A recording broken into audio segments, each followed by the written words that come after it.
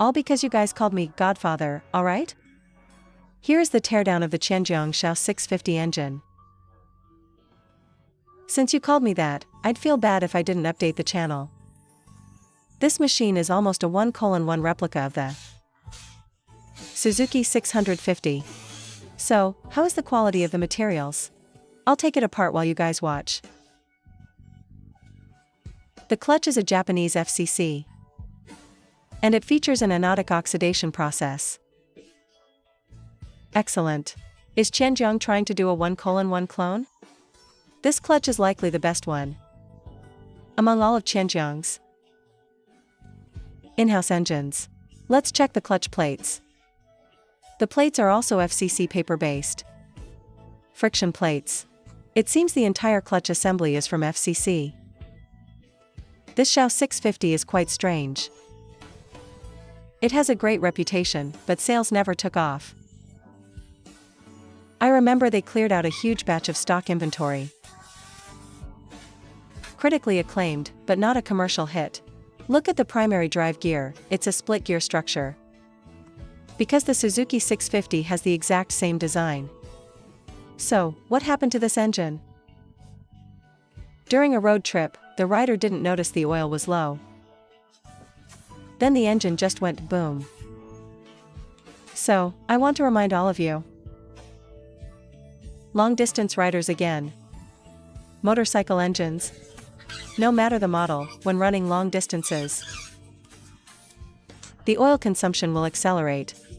Everyone must check their oil levels regularly. Also, if your riding style is aggressive, it will also consume oil faster. Developing good habits is the best policy. Glance at the oil sight glass once in a while.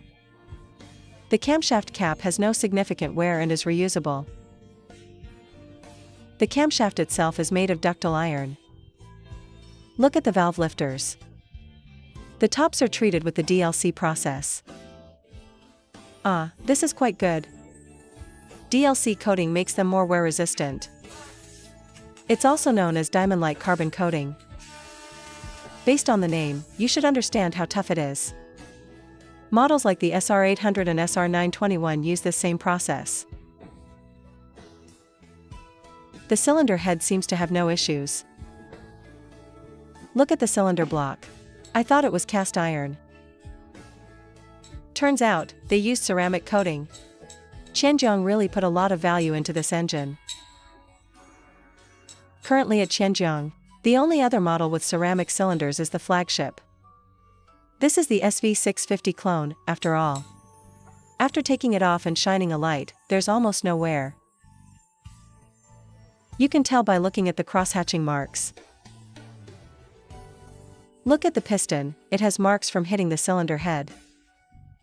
Signs of impact. That means the crankshaft is toast. You can hear it with one knock. I'm not sure if the Suzuki SV650 community is large, but anyway. The parts from this engine can be used on the Suzuki 650. How should I put this? You might not buy a Qianjiang, but you have to thank them. Qianjiang's parts are very fairly priced. That's one thing. Furthermore, they provide alternative parts for many imported bikes. And the quality isn't bad at all. I've repaired so many engines. And even for generic, no-brand engines, the parts are never cheaper than Qianjiang's. So from my perspective, you can criticize Qianjiang for anything else, but their spare part prices are so honest that you just can't complain.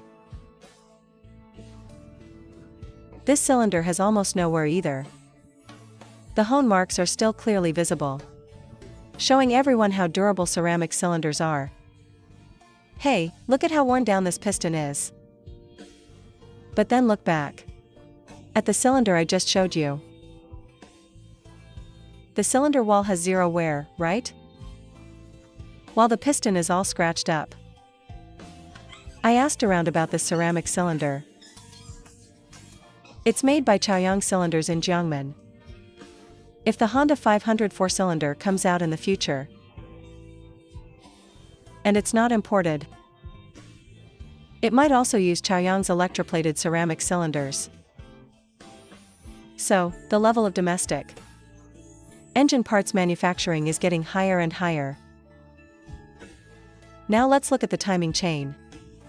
The timing chain is a Japanese did chain. Having disassembled many Qianjiang engines, I feel they put extra effort into this specific model. I'm not sure if the same effort went into the SR series, because for the SR 421, it currently shows an electroplated ceramic cylinder, but we'll see if the mass-produced version keeps it. Anyway, I know the price war. Strip the ceramic cylinder away from the SR 450. It was replaced with a cast iron sleeve. Look at that, just as I finished praising them. I have to complain about this part. Look at how these bolts were stripped at the factory. I double-checked with the owner. It's definitely a first-hand bike, never disassembled before. The assembly worker needs a pay cut for this. Look at this bolt, mangled like this. They must have started the impact wrench before. The socket was even seated properly. Otherwise, it wouldn't look like this. Let's look forward to Qianjiang's smart production lines. Smart lines use electric torque guns. This kind of thing won't happen there. It's painful for anyone to see this. Don't you agree? Look at the crankcase. The crankshaft doesn't have bearings, it uses plain bearing shells. Due to the lack of oil, the copper base is showing. These are Japanese dado copper-based shells. As for the bearings, they are from CNU. Even premium models are starting to use CNU now.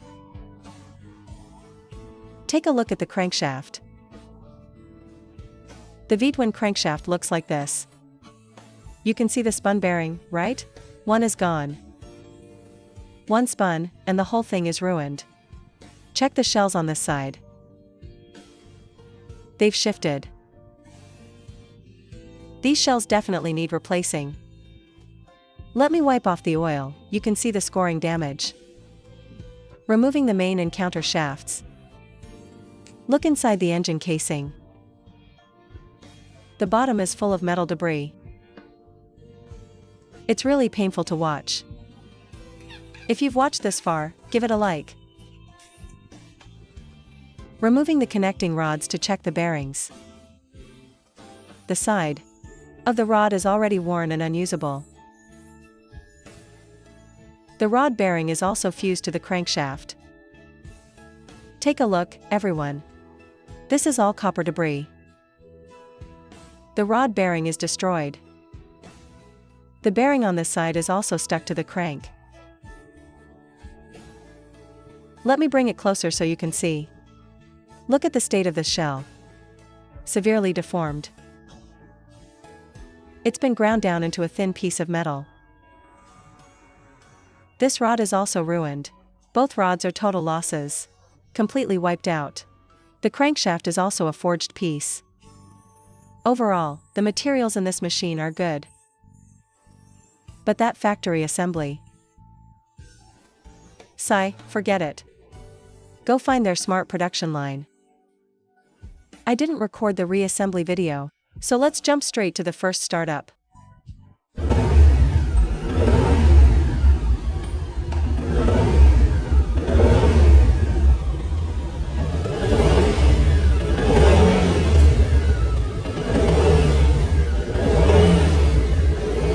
There was a bit of a mix-up.